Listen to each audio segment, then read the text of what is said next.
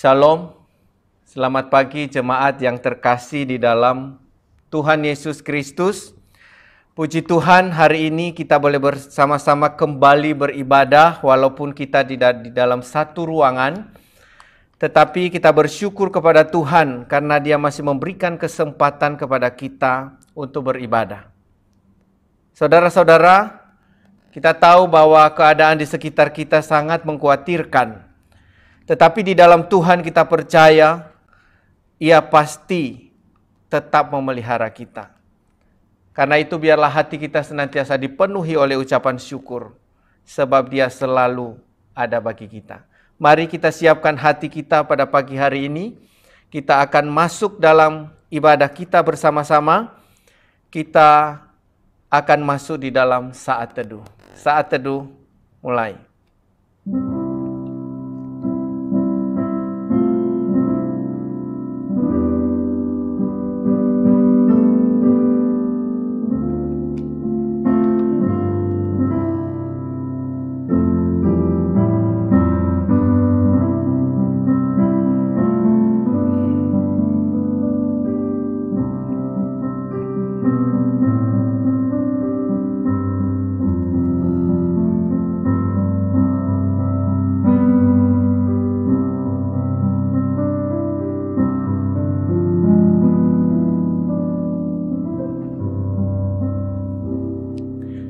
Pertolongan kita ialah dari Tuhan yang menjadikan langit dan bumi, dan yang telah memilih kita sebelum dunia dijadikan, supaya kita kudus dan tidak bercacat di hadapannya. Kiranya Allah Bapa yang Maha Kasih, Juru Selamat kita Yesus Kristus, dan Penghibur kita Allah Roh Kudus, hadir dan memimpin ibadah kita dari awal sampai selesai. Saudara-saudara, mari kita akan bersama-sama memuji Tuhan untuk mengawali kebaktian ini dengan menaikkan pujian Ku Datang Ya Bapa.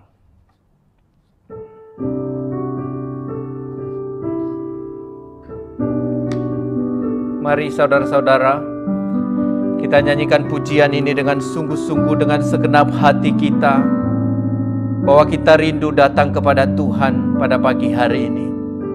Katakan bersama-sama, Ku datang ya Bapa. Ku datang ya Bapa, alam kerinduan, memandang keindahan-Mu. Ku berikan segalanya, semuanya yang ada. Ku ingin menyenangkan hati-Mu, oh Tuhan. Ku datang ya Bapa. Ku datang ya Bapa, dalam kerinduan, memandang keindahan-Mu. Ku berikan segalanya, semuanya yang ada. Ku ingin menyenangkan hati-Mu, oh Tuhan. Jadikan aku indah yang Kau pandang mulia, seturut karya-Mu di dalam hidupku. Ajarku berharap hanya kepadamu, taat dan setia kepadamu, Tuhan.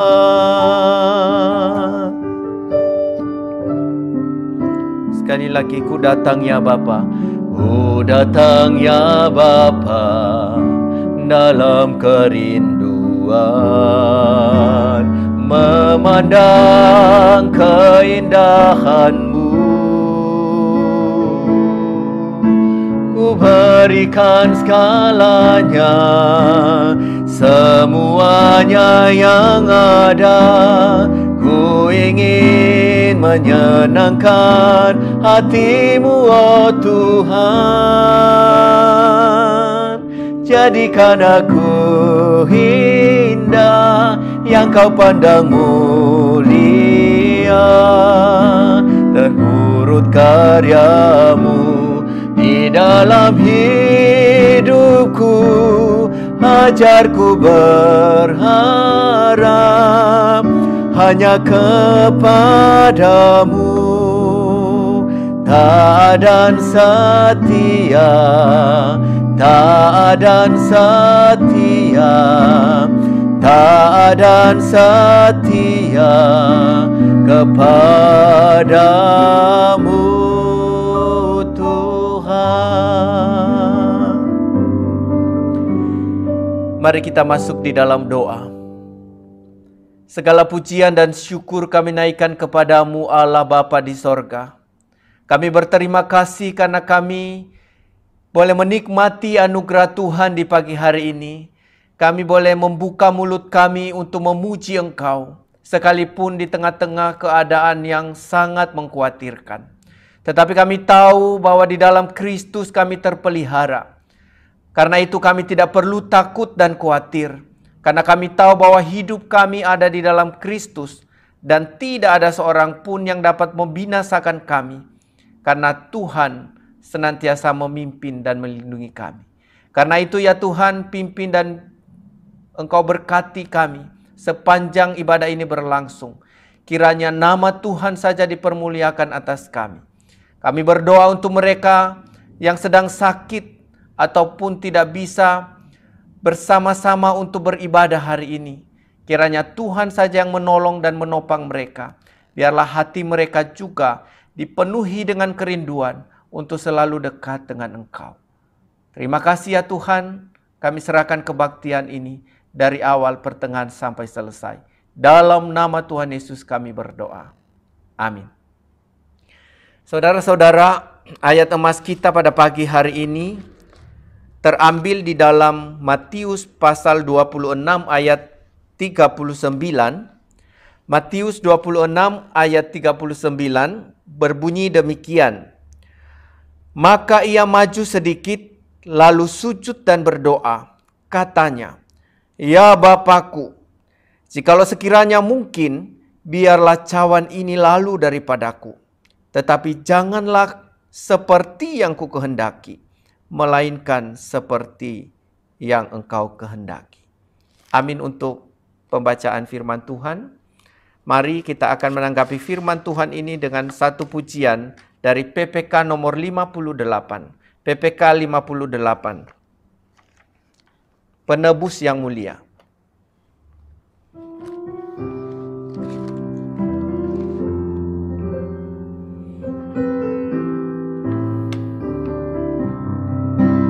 Yesus tersalib di Golgota, derita sengsara bagi kita. Segala dosa ditanggungnya, untuk selamatkanku yang berdosa. Juru selamatku, juru selamatku, Maha suci Kau mati di salib. Darah tercurah karena dosaku, jadi tebusan penuh rahmat. Bapa ampuni dosa mereka, ia sedang doa bagi kita. Ya rela derita, sungguh heran, dengan kasih-Nya selamatkanku.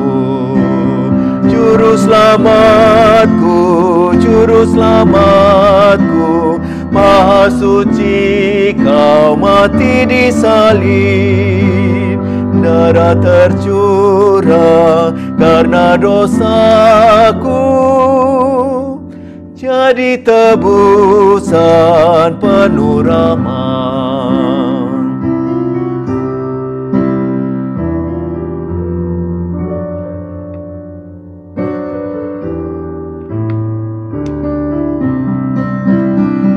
cinta Tuhan sobat setia, penuh bersyukur muliakan Dia. Bibir lidahku puji selalu akan nama-Mu dan kasih-Mu.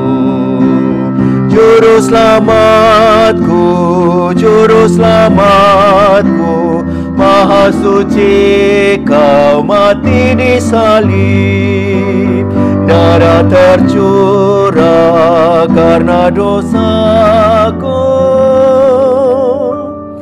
jadi tebusan penuh rahmat. Biarlah pujian ini boleh terus mendorong kita untuk bersyukur, sebab Kristus telah mati bagi kita untuk menebus segala dosa kita. Tidak lagi ada penderitaan. Biarlah sukacita yang telah Tuhan beri di dalam hidup kita boleh terus kita kabarkan kepada semua orang. Saudara-saudara, mari pada kesempatan ini saya ajak kita untuk berdoa bersama-sama untuk beberapa pokok doa yang akan saya bacakan kepada kita. Kita akan berdoa syafaat.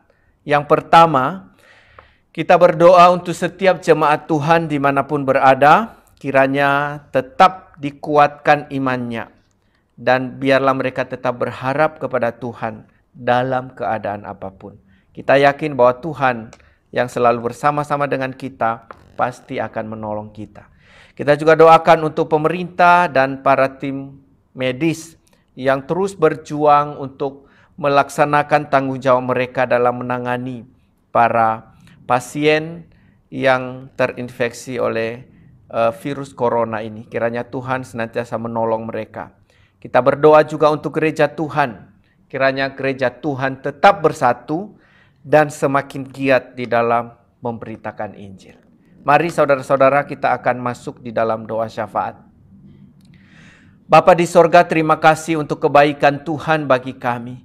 Jikalau sampai saat ini Engkau mengizinkan kami melewati masa-masa sukar dalam hidup kami, itu karena Engkau memiliki satu tujuan yang indah bagi kami, supaya kami tidak menggunakan waktu kami hanya untuk bersenang-senang, tetapi justru Tuhan sedang mendidik kami di dalam keadaan yang sulit ini, supaya kami boleh menggunakan lutut kami untuk mau bertelut di hadapan Tuhan, untuk mau berdoa dengan sungguh-sungguh, memohon penyertaan, memohon anugerah Tuhan, agar kami boleh terlepas dari segala penderitaan ini. Terima kasih Tuhan, kami percaya bahwa setiap jemaat Tuhan pada pagi hari ini mereka sedang berdoa di hadapan Tuhan. Karena itu biarlah oleh anugerah-Mu, oleh Engkau boleh menguatkan iman mereka, agar mereka tetap boleh percaya kepada Tuhan dan tetap beraktivitas sebagaimana biasanya sambil berjaga-jaga, dan tetap meyakini bahwa di dalam ketidakmampuan kami sekalipun untuk menjaga diri kami, ada satu pribadi yang sanggup menjaga kami, bahkan tidak pernah meninggalkan kami sedetik pun, yaitu Yesus Kristus Tuhan kami.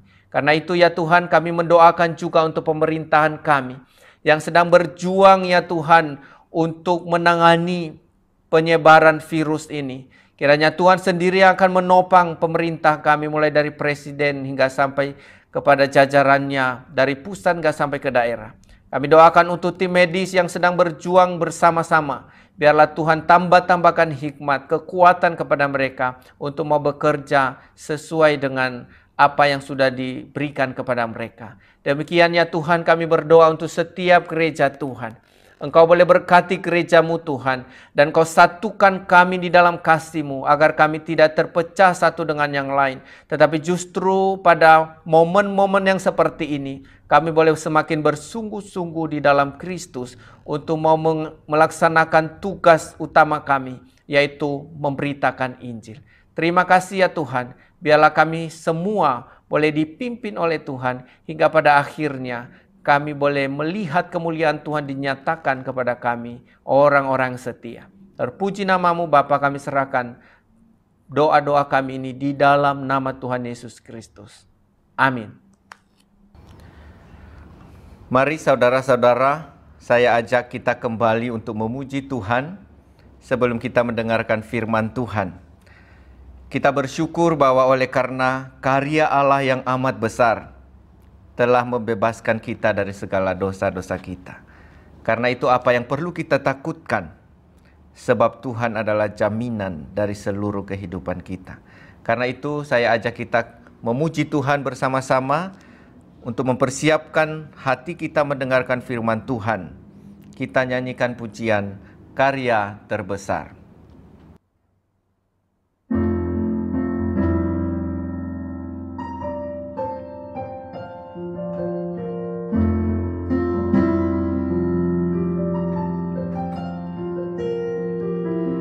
Kasih yang terindah, hati yang mulia, hanya ku temukan di dalam-Mu, Yesusku. Pujian dari hatiku selalu di setiap waktuku, tiada pernah berubah kasih-Ku. Karya terbesar dalam hidupku, pengorbanan-Mu yang selamatkanku. Engkaulah harta yang tak ternilai, yang ku miliki dan ku hargai. Yesus, Engkau ku kagumi. Kita nyanyikan sekali lagi, kasih yang terindah. Kasih yang terindah, hati yang mulia, hanya ku temukan di dalam-Mu, Yesusku. Pujian dari hatiku selalu di setiap waktuku, tiada pernah berubah kasih-Ku. Karya terbesar dalam hidupku, pengorbanan-Mu yang selamatkanku. Engkaulah harta yang tak ternilai, yang ku miliki dan ku hargai. Yesus, Engkau ku kagumi. Kematian-Mu menghidupkanku,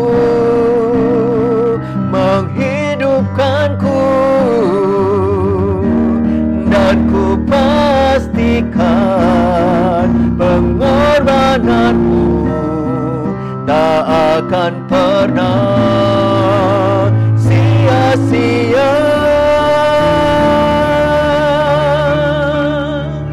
Karya terbesar dalam hidupku, pengorbanan-Mu yang selamatkanku.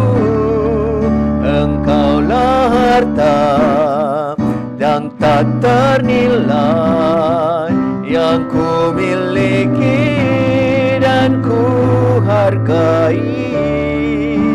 Yesus, Engkau ku kagumi. Yesus, Engkau ku kagumi. Yesus, Engkau ku kagumi.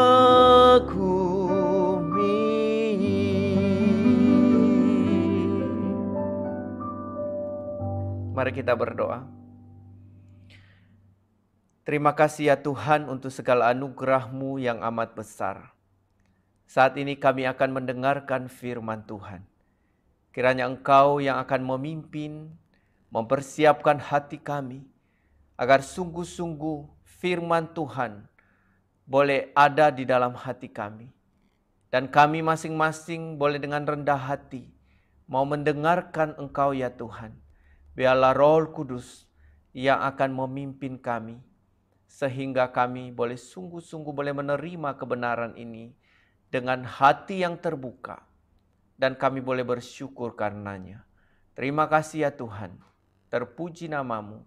Dalam nama Tuhan Yesus kami serahkan jam pemberitaan firman ini. Amin.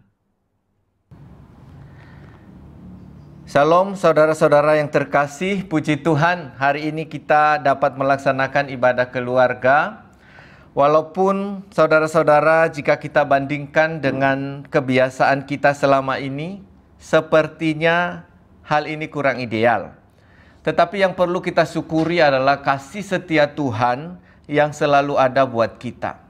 Kita masih dapat diberikan hikmat untuk bisa menggunakan segala alat atau kecanggihan untuk kita bisa tetap ibadah bersama-sama walaupun di tempat yang berbeda. Nah saudara-saudara, minggu-minggu ini adalah minggu Prapaskah, yaitu masa yang mendahului Paskah.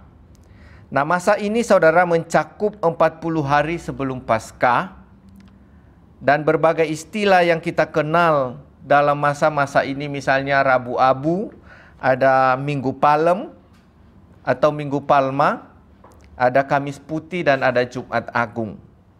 Nah saudara-saudara, secara tradisional masa Prapaskah ini merupakan persiapan penyesalan orang-orang percaya melalui doa, melalui pertobatan, penyesalan, pemberian kasih, dan juga penyangkalan diri.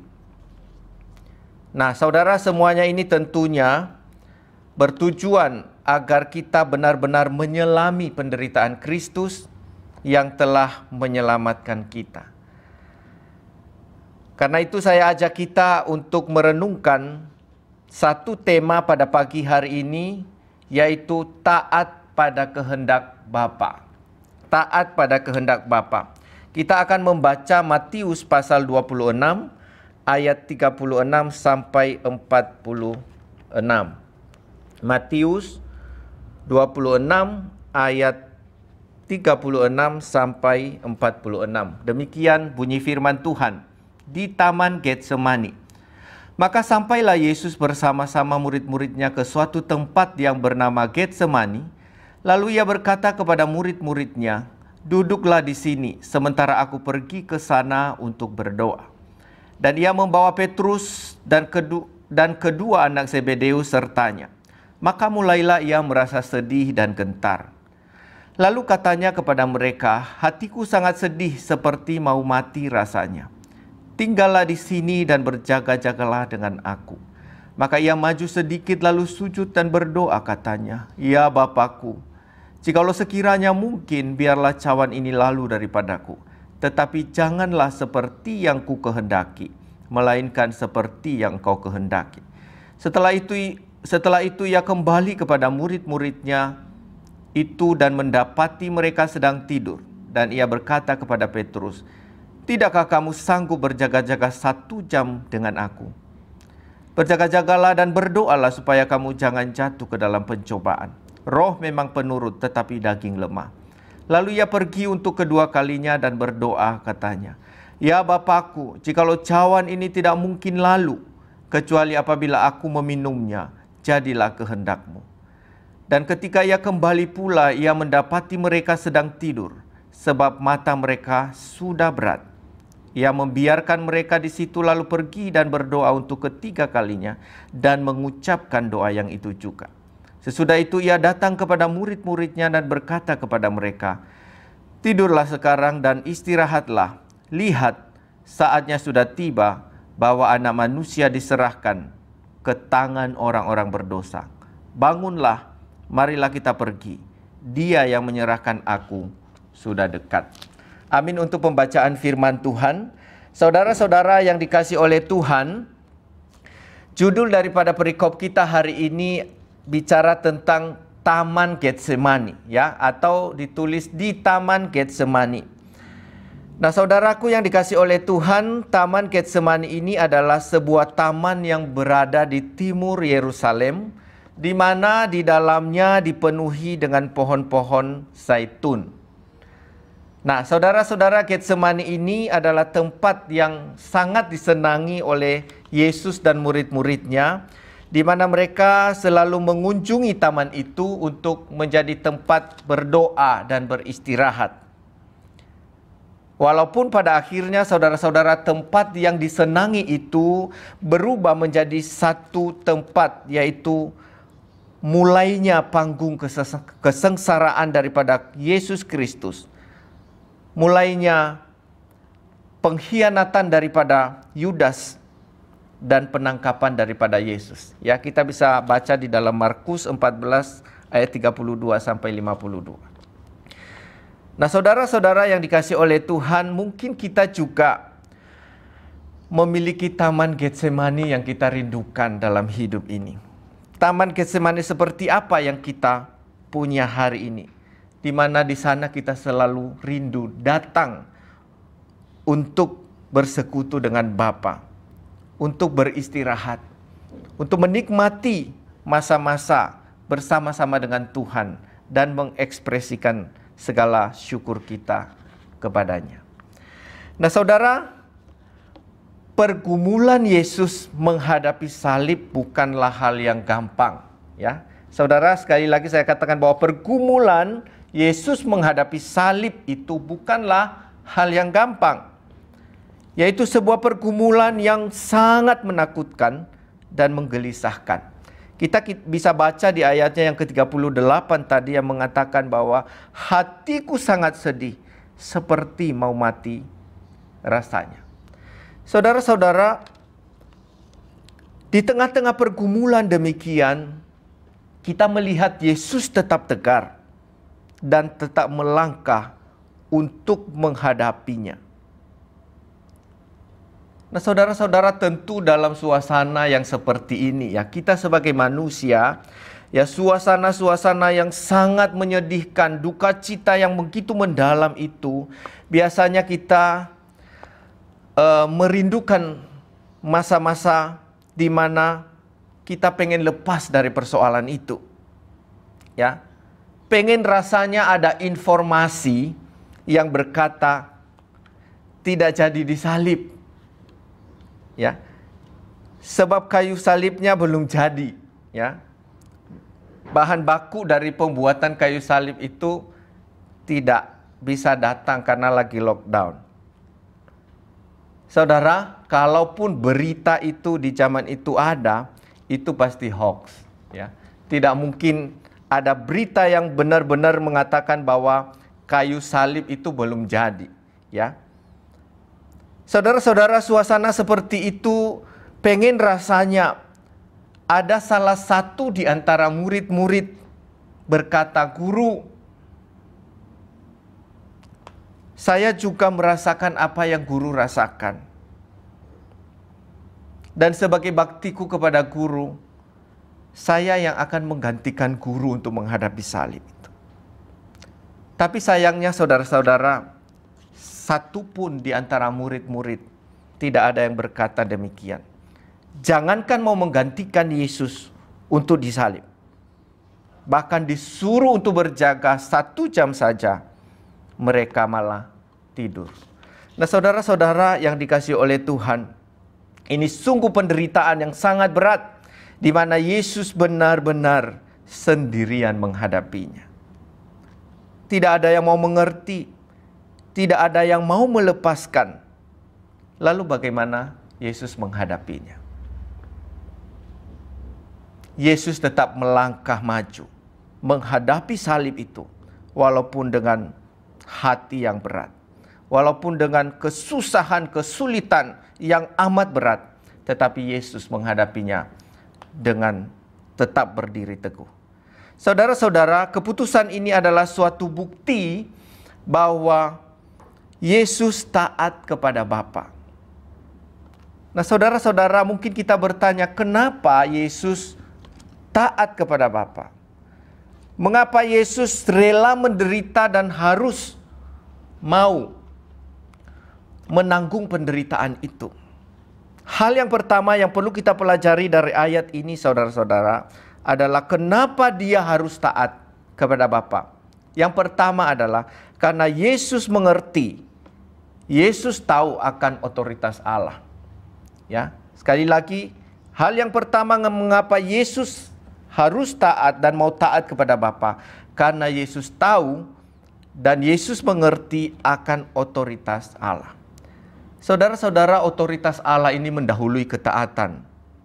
Artinya, Allah telah lebih dahulu merancangkan bahwa anaknya yang tunggal, yaitu Yesus Kristus, itu harus turun ke dalam dunia, ya, menderita sengsara, harus disalibkan untuk menggantikan manusia dari hukuman dosa, sehingga mereka tidak binasa, melainkan beroleh hidup yang kekal.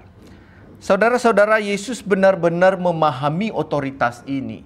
Dia mengerti bahwa tidak ada jalan lain yang harus ditempuh, yang sudah dirancangkan oleh Allah, adalah salib. Karena itu saudara-saudara, Yesus sungguh menunjukkan ketaatannya kepada otoritas Bapa, yang adalah otoritas tertinggi dalam hidupnya. Dia tidak mampu mengelak, tetapi dia harus taat kepada otoritas itu. Saudara-saudara, bagaimana dengan kita? Sudahkah kita menunjukkan sikap ketaatan kita kepada otoritas tertinggi dalam hidup kita, yaitu Allah? Jangankan jauh-jauh, saudara-saudara, sebagai contoh saja, bahwa pemerintah kita telah memberikan anjuran, ya, agar kita sungguh-sungguh bisa stay at home, ya, tetap tinggal di rumah demi kebaikan bersama. Saudara, sudahkah kita mentaati aturan daripada pemerintah itu, di mana kita tahu bahwa pemerintah juga adalah alat di tangan Tuhan yang memiliki otoritas untuk bertanggung jawab dalam mengelola suatu bangsa. Saudara-saudara, jika wakil Tuhan saja yang kelihatan kita tidak taat, apalagi dengan Tuhan yang tidak kelihatan itu, mungkin kita juga tidak bisa taat kepadanya. Karena itu saudara-saudara, perlu pengertian yang baik tentang kehendak Allah. Kita perlu memahami bahwa Allah punya otoritas dalam hidup kita. Dan di dalam mengatur segala kehidupan kita, Allah juga punya alat yang diberikan otoritas untuk bisa mengatur kita. Pemerintah mungkin, ya, orang tua di dalam keluarga, atau bos kita, manajer kita di perusahaan, atau di mana saja. Masing-masing ada alat di tangan Tuhan, di mana semua kita boleh taat kepada otoritas tertinggi itu. Karena itu saudara-saudara, mari kita sungguh-sungguh boleh berubah di dalam pengertian yang baik melalui firman Tuhan, sehingga kita bisa membedakan mana yang baik dan yang berkenan kepada Tuhan. Sebagaimana dicatat di dalam Roma 12 ayat yang kedua. Dikatakan, berubahlah oleh pembaharuan budimu, supaya kamu dapat membedakan manakah kehendak Allah, apa yang baik, yang berkenan kepada Allah, dan yang sempurna. Saudara-saudara, itu yang pertama. Hal yang kedua, saudara-saudara, mengapa Yesus harus taat kepada kehendak Bapa, yaitu Yesus tahu bahwa kehendak Allah dalam menyelamatkan manusia harus melalui salib. Ingin rasanya saudara-saudara Yesus lepas daripada penderitaan salib. Tetapi kehendak Allah adalah harus melewati salib. Maka Yesus menunjukkan ketaatannya. Di dalam ayat yang sudah kita baca tadi dikatakan bahwa jikalau mungkin cawan ini lalu daripadaku, tetapi jadilah kehendakmu. Saudara-saudara, Yesus sungguh-sungguh menunjukkan ketaatannya kepada Bapa dengan apa? Bersedia merelakan dirinya untuk menderita dan melewati salib itu. Itu sebabnya saudara-saudara, ketika Petrus mengatakan kepada Yesus, waktu Yesus menceritakan penderitaan bahwa dia akan menderita, Petrus berkata kepadanya, kiranya Allah menjauhkan hal itu, dan hal itu sekali-kali tidak akan terjadi atau menimpa engkau.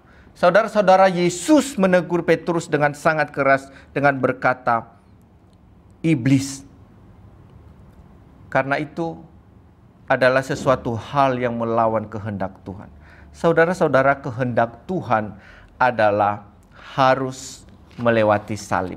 Maka Kristus menunjukkan ketaatannya kepada Bapa dengan rela bersedia menjalankan salib itu. Saudara-saudara, salib adalah jalan satu-satunya yang harus dilewati untuk penebusan manusia. Dan Yesus telah menunjukkan ketaatannya sampai mati. Saudara-saudara, bagaimana dengan kita? Sudahkah kita mengerti kehendak Allah sehingga kita boleh memilih untuk taat kepadanya? Yesus sangat mengerti kehendak Bapanya, sehingga dia pun menunjukkan ketaatan yang sungguh kepada Bapa. Harusnya kita, saudara-saudara, juga harus mengerti kehendak Allah. Kita harus sungguh-sungguh mengerti kehendak Allah, sehingga kita boleh memilih untuk hidup taat kepada seluruh firman Tuhan. Yesus berkata kepada murid-muridnya, tidakkah kamu sanggup berjaga-jaga 1 jam dengan aku? Tidakkah kamu sanggup berjaga-jaga 1 jam dengan aku? Saudara, ayat ini mengingatkan kita agar kita jangan lengah, tetapi harus tetap berjaga dalam doa, sehingga kita tidak gampang jatuh di dalam pencobaan. Saudara, masa-masa ini adalah masa yang sukar. Kemanakah kita akan pergi dan berharap? Tuhan Yesus adalah jaminan bagi kita untuk selalu berdiri kokoh, berdiri teguh di hadapannya, karena Dia tidak pernah mengecewakan kita.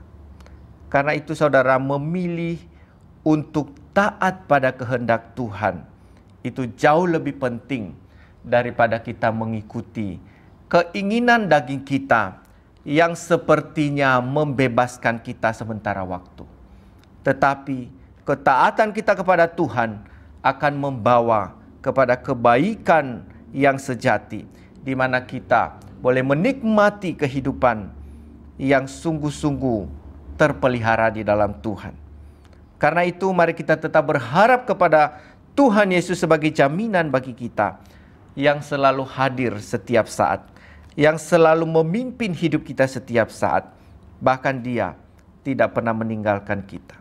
Karena itu saya akan mengakhiri khotbah ini dengan membaca satu bagian firman Tuhan di dalam Efesus pasalnya yang ke-5, ayat yang ke-16 sampai ayatnya yang ke-19. Demikian bunyi firman Tuhan. Dan pergunakanlah waktu yang ada karena hari-hari ini adalah jahat. Sebab itu janganlah kamu bodoh, tetapi usahakan supaya kamu mengerti kehendak Tuhan. Dan janganlah kamu mabuk oleh anggur, karena anggur menimbulkan hawa nafsu. Tetapi hendaklah kamu penuh dengan Roh. Dan berkata-katalah seorang kepada yang lain dalam mazmur, kidung puji-pujian dan nyanyian rohani. Bernyanyi dan bersoraklah bagi Tuhan dengan segenap hati. Saudara, kiranya firman Tuhan yang sudah kita dengar ini boleh membawa kita untuk semakin bijak menghadapi hari-hari kita. Kita tidak dapat mengelakkan hari-hari jahat. Kita tidak dapat mengelakkan persoalan. Tetapi yang perlu kita lakukan adalah mari kita mengerti kehendak Tuhan dan kita boleh taat kepada kehendak-Nya yang akan membawa kehidupan yang penuh dengan sukacita bagi kita semua. Amin. Untuk firman Tuhan kita berdoa. Bapa di sorga, kami sudah mendengarkan firman Tuhan. Kiranya Roh Kudus yang akan menolong kami untuk dapat hidup di dalam firman yang sudah kami dengarkan ini. Kuatkan kami melewati hari-hari ini Tuhan, karena hanya kepadamu kami berharap. Di dalam nama Tuhan Yesus kami berdoa. Amin. Jemaat yang dikasihi oleh Tuhan, kita sudah mendengarkan firman Tuhan. Mari kita kembali memuji Tuhan sambil mengumpulkan persembahan. Kita akan menyanyikan pujian nomor 94, PPK nomor 94, Karena Iman Dibenarkan.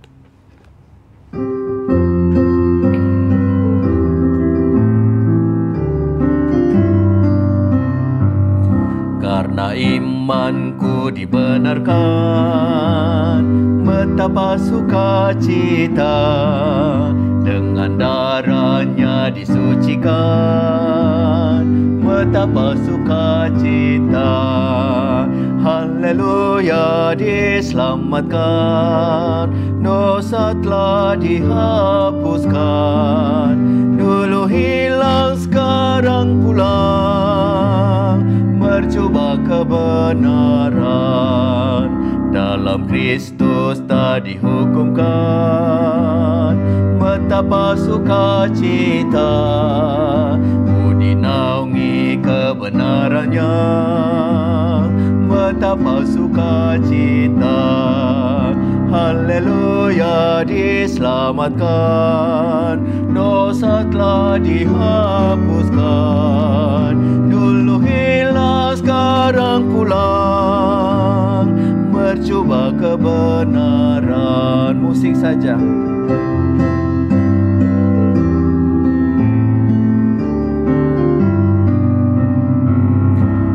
Bebas dari pengadilannya, betapa sukacita, namaku dalam kitab hayat, betapa sukacita.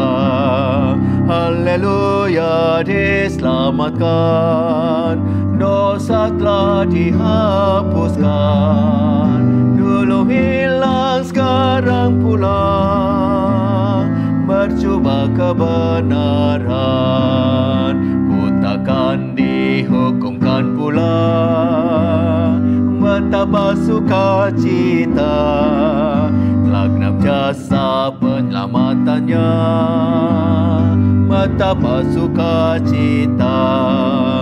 Haleluya, diselamatkan, dosa telah dihapuskan, dulu hilang sekarang pulang, bercoba kebenaran. Mari kita berdoa untuk menyerahkan persembahan kita di hadapan Tuhan. Terima kasih ya Bapa, kesempatan Engkau berikan bagi kami untuk boleh mengumpulkan persembahan.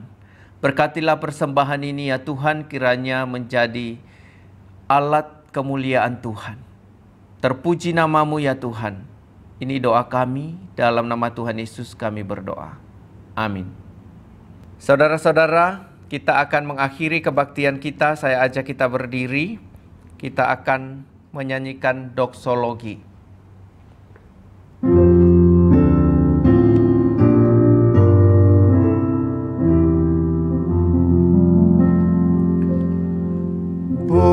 Puji Allah Bapa Putra, puji Allah Roh Kudus, ketiganya yang esa. Pohon selamat sumber berkat. Amin.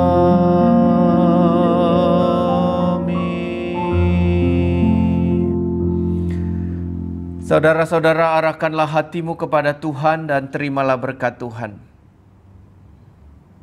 Kiranya Allah yang Maha Kasih, yang telah mengasihi kita di dalam Kristus Yesus Tuhan kita, biarlah persekutuan dengan Allah Roh Kudus senantiasa menyertai kita dari sekarang sampai selama-lamanya.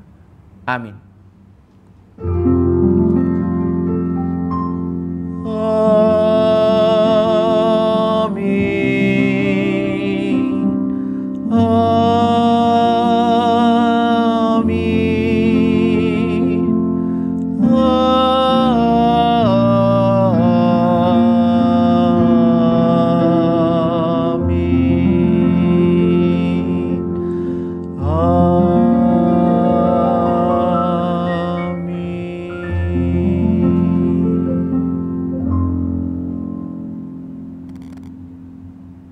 Jemaat dipersilakan duduk, silakan mengambil sikap doa teduh.